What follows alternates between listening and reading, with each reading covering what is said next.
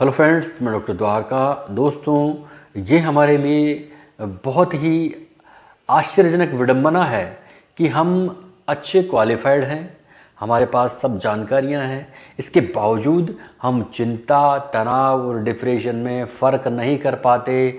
यदि किसी को गंभीर चिंता है जो कि जनरलाइज एंजाइटी डिसऑर्डर में कन्वर्ट हो गई, उसको भी लोग डिप्रेशन कहते हैं, या डिप्रेशन की शुरुआत है उसको लोग गंभीर चिंता मान लेते हैं, या बहुत ज़्यादा चिंतित रहने वाला व्यक्ति मान लेते हैं। तो हमें फ़र्क करना आना चाहिए, और आज हम इस वीडियो के जरिए खास करके एंजाइटी और डिप्रेशन में फ़र्क समझेंगे, उनके सिम्टम्स जानेंगे और ट्रीटमेंट के तरीके देखेंगे। तो आज हमारा वीडियो का टॉपिक है एंजाइटी वर्सेस डिप्रेशन। दोस्तों, आज हर व्यक्ति, चाहे वो किसी भी एज का हो, किसी भी जेंडर का हो, किसी भी प्रोफेशन में क्यों ना हो, उसको कुछ न कुछ चिंता ज़रूर होती है। और इस चिंता की अगर वो अनदेखी करे, लगातार अनदेखी करे, तो ये चिंता अपने गंभीर प्रकारों से गुजरती हुई डिप्रेशन में चली जाती है, और डिप्रेशन में जाने के बाद स्थिति कॉम्प्लिकेटेड हो जाती है। इसलिए हमें इसमें फ़र्क करना आना चाहिए, हमें दोनों में फ़र्क समझना चाहिए कि चिंता तो क्या है और डिप्रेशन क्या है। तो चिंता क्या है, पहले ये समझते हैं। तो चिंता किसी भी प्रकार का तनाव या किसी भी प्रकार का जो दबाव व्यक्ति महसूस करता है, उसके प्रति शरीर की एक स्वाभाविक प्रतिक्रिया है, एक स्वाभाविक प्रतिक्रिया है। यानी आपको कोई वास्तविक दबाव महसूस हो रहा है या कल्पना में भी आप दबाव महसूस कर रहे हैं, तो शरीर उसके प्रति एक प्रतिक्रिया करेगा, और इस स्वाभाविक प्रतिक्रिया को ही चिंता कहा जाता है। इस दौरान क्या होगा, आपके मन में अशांति होगी, आपके मन में बेचैनी होगी, आपको डर और घबराहट की स्थिति होगी। तो ये कंप्लीटली चिंता या एंजाइटी कहलाती है। अब जैसे मान लीजिए एग्जाम्पल के तौर पे, आप कहीं बैठे हैं, 50 लोग बैठे हैं, और आपको अचानक कह दिया जाए कि आप आइए और आप बोलिए, 2 शब्द इस टॉपिक पर बोलिए, तो आपको खड़े करते ही आपको बेचैनी, घबराहट से होने लगेगी, आप में एंजाइटी होने लगेगी। तो ये एक नेचुरल प्रतिक्रिया हुई, इसी को चिंता कहते हैं। मतलब आप वहाँ बोलेंगे तब तक आपको एक घबराहट, बेचैनी महसूस होगी, और इस चीज़ों, इस जो है एक्टिविटीज़ को ही अगर हम समझें तो इसे चिंता कहा जाता है। ये एक प्रकार का मूड डिसऑर्डर है। मनोवैज्ञानिक रूप से इसको मूड डिसऑर्डर की कैटेगरी में रखा गया है। तो अगर इसके लक्षण हम देखें और अधिक हम डिटेल देखें, तो चिंता में अनिद्रा हो जाती है, नींद की कमी आने लगती है, ध्यान में कमी हो जाती है, बेचैनी रहने लगती है, घबराहट रहने लगती है। अगर हम फिजियोलॉजिकल सिम्टम की बात करें तो उसकी सांस में वृद्धि होगी, हार्ट रेट बढ़ जाएगी या थकान रहने लगेगी। इसके अलावा उसमें चिड़चिड़ापन आ जाएगा, अग्रेसिवनेस, बात बात पे गुस्सा करना उसके अंदर आने लगेगा। अब आते हैं हम डिप्रेशन पे। तो डिप्रेशन में क्या होता है, जब व्यक्ति अपनी चिंता को गंभीर नहीं लेता, चिंता को बहुत हल्के लेता है, जैसा कि हमारे सामान्य तय घरों में होता है। किसी को चिंता हो रही है, लगातार सोचे जा रहा है, चिंतित रहता है, माथे में परेशानियां हैं, किसी से बात कम करना शुरू करने लगा है, लोग फिर भी उसको हल्के लेते, कहते हैं ठीक हो जाएगा, आज नहीं कल हो जाएगा, कोई बात नहीं, अपन बाहर घूम के आते हैं। तो वो उसको अवॉइड करता है, प्रॉब्लम को अवॉइड करता है। स्थिति क्या होती है, डिप्रेशन की आ जाती है। तो जब चिंता को व्यक्ति गंभीर नहीं लेगा, आप सोचिए कि जब व्यक्ति चिंता को गंभीर नहीं लगेगा, चिंता लगातार बनी रहेगी, तो वो डिप्रेशन में बदल जाएगी। और जब व्यक्ति डिप्रेशन में चला जाएगा, तो डिप्रेशन में व्यक्ति में क्या होगा, उदासी आ जाएगी, सैडनेस जिसे कहते हैं, वो उदासी आ जाएगी। उसको किसी काम में रुचि नहीं रहेगी, वो अकेले रहना पसंद करेगा, वो किसी से बात करना पसंद नहीं करेगा। इसके अलावा उसको किसी तरह से कोई काम में रुचि नहीं होगी, वो अकेला कोने में बैठा रहना पसंद करेगा। तो इसके और लक्षणों की बात करें तो मनोदशा में परिवर्तन होगा, भूख में कमी आएगी, उसके नींद में कमी आएगी, उसके वजन में कमी आएगी, उसके अंदर अपराध बोध होने लगेगा, अपराध बोध की स्थिति आ जाएगी। एंड उसमें अगर यहाँ पर भी नहीं समझ में आई अगर कि भाई हमें इसे दिखाना है, तो उसमें सुसाइडल थॉट आना शुरू हो जाएगा।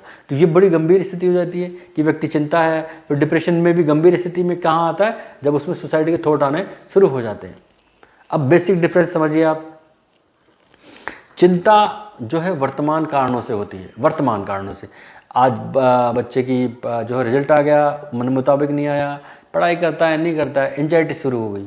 ठीक है, किसी को पेमेंट देना है, पेमेंट की अरेंजमेंट नहीं हो रही, चिंता होने लगी है। कोई बिल जमा कराना है, चिंता हो रही है, तो एक अजीब तरह की एक बेचैनी हो गई, तो वो चिंता के रूप में हो गई। तो वर्तमान कारण हो गए।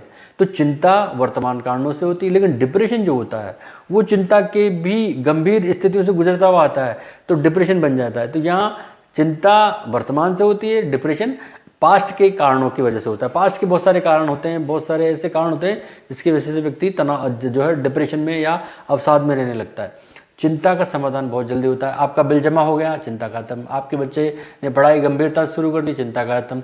आपकी शादी के पैसे की व्यवस्था हो गई, आपकी चिंता खत्म।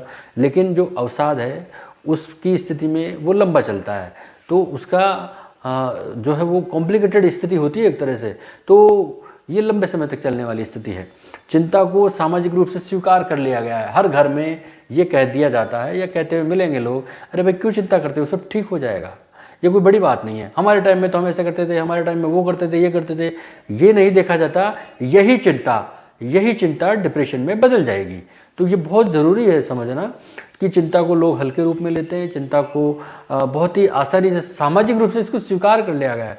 लेकिन डिप्रेशन यानी व्यक्ति अकेला कोने में बैठा है, बात नहीं कर रहा, लोग कहेंगे यार ये पागल तो नहीं हो गया, कहीं ये पागल तो नहीं है। तो लोग इस तरह के डिप्रेशन के बारे में थॉट रखते हैं। जबकि हम और डिफरेंस करें तो चिंता पॉजिटिव है। यानी आप सोचिए कि आप बाजार में कहीं जा रहे हैं, आपको ट्रैफिक पुलिस ने रोका है और आपका चालान कट गया, तो आपको एकदम से चिंता हो गई। लेकिन पॉजिटिव चिंता हुई, क्योंकि अगली बार आप उस चालान न कटने की पूरी जानकारी रखेंगे, ध्यान रखेंगे और एक पॉजिटिविटी के रूप में लेंगे। लेकिन डिप्रेशन में ऐसा नहीं है। डिप्रेशन में केवल नेगेटिव थॉट है। तो चिंता की वजह से कई सारी बीमारियां हो जाती है, चाहे वो फिजिकल देख लो, मेंटल देख लो। और डिप्रेशन तो अपने आप में एक गंभीर मानसिक विकार है जिसमें और मनोवैज्ञानिक विकार होने लगते हैं। तो स्थितियां ये खास डिफरेंस करने की हैं। अगर हम इसके ट्रीटमेंट की बात करें तो दोनों ही स्थितियों में साइकोथेरेपी की जरूरत पड़ती है। ये आप अच्छे से समझ लें। आप चिंतित हैं, आपकी चिंता लगातार बनी हुई है, आपकी चिंता दूर नहीं हो रही है, तो आपको किसी भी साइकोलॉजिस्ट से ज़रूर मिलना चाहिए, उसकी महत्वपूर्णता को समझना चाहिए। नहीं तो डिप्रेशन के बाद तो आपको जाना ही पड़ेगा, क्योंकि स्थितियाँ ऐसी हो जाएंगी, आप अकेले रहेंगे, आप बात करना नहीं पसंद करेंगे, सैड सॉन्ग सुनेंगे, बहुत सारे ऐसे कार्य करेंगे जो जनरली हमारे यहाँ लोग करते हैं। मेन काम होता है डॉक्टर या साइकेट्रिस्ट से मिलना, वो करते नहीं है, सैड सॉन्ग सुनते हैं, कम बोलना शुरू करते हैं, लोगों के पास आना जाना कम करते हैं, वो कोई समस्या का समाधान नहीं है।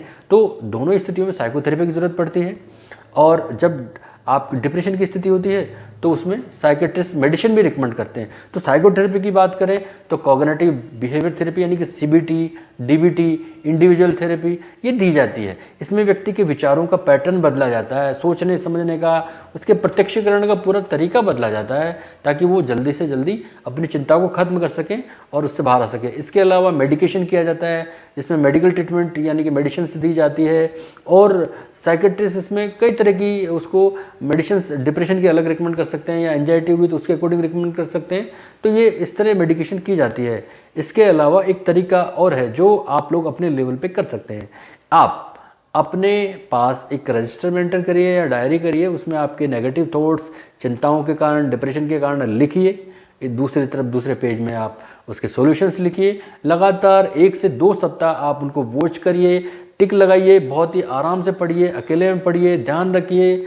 आपको 7वां दिन जब आप पूरा कर चुके होंगे तो आपको अपने आप उनमें आप जो है कमी करने लग जाएंगे कि ये तो बेकार की चिंता है, इसमें मुझे चिंता ही नहीं करनी चाहिए। ये डिप्रेशन, जब चिंता खत्म होगी तो डिप्रेशन की स्थिति कम होने लगेगी। तो ये एक बहुत ही मनोवैज्ञानिक तरीका है जो आप घर पे खुद भी अपने आप से कर सकते हैं। इसके अलावा आप घर में, घर के बाहर, रिश्तेदारों में, वर्क प्लेसेस पर आप केवल पॉजिटिव माहौल के अंदर रहें, पॉजिटिव लोगों से मिले। अगर कोई आके नकारात्मक व्यक्ति आपसे मिलता भी है, नेगेटिव बात करता है, रोने वाली बातें करता है, यार क्या होगा, मैं क्या करूँगा, मेरा तो ये भी नहीं हुआ, मेरा तो वो भी नहीं होगा, उससे हाथ जोड़ो, बोले भाई साहब आप घर पधारिए, आप राम राम। तो ऐसी स्थिति में आप उनको अपनी लाइफ से दूर करिए, सकारात्मक लोगों के पास रहिए। इसके अलावा आप नींद पूरी लेंगे, ये भी एक ट्रीटमेंट है। आप नशीले पदार्थों से दूर रहेंगे, ये भी अपने आप में एक ट्रीटमेंट है। इस तरह आप अपने आप को ट्रीटमेंट देकर इन दोनों समस्याओं में डिफरेंशिएट कर सकते हैं, दोनों का इलाज कर सकते हैं और अपने आप को बहुत ही अच्छे से रख सकते हैं। और आपको अपने आप में रखना भी चाहिए। इस तरह आप अपने आप को सकुशल और हेल्दी रख सकते हैं, न केवल शारीरिक रूप से बल्कि मानसिक रूप से। और भी कोई अगर आपको जानकारी चाहिए, कोई आपको कमेंट करना हो तो मेरे इस वीडियो के अंत में आएँ, कमेंट करें और मुझे बताएं। मैं आपकी सेवा के लिए हमेशा तत्पर हूं। धन्यवाद दोस्तों।